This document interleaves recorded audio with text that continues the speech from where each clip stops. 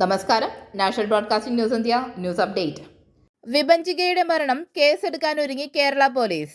ഷാർജയിൽ 1 വയസ്സുകാരിയായ മകളെ കൊലപ്പെടുത്തിയ ശേഷം അമ്മ ജീവനൊടുക്കിയ സംഭവത്തിൽ കേസെടുക്കാനൊരുങ്ങി കേരള പോലീസ്.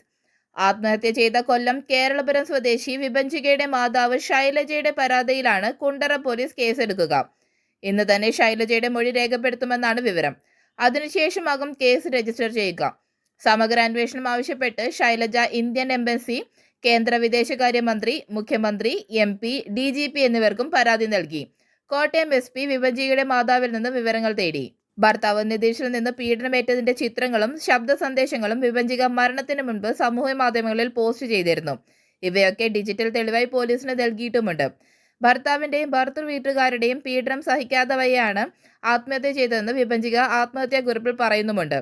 അതേസമയം വിഭജിക വർഷങ്ങളായി സ്ത്രീധന പീഡനം നേരിട്ടതിന്റെ തെളിവുകൾ ലഭിച്ചു.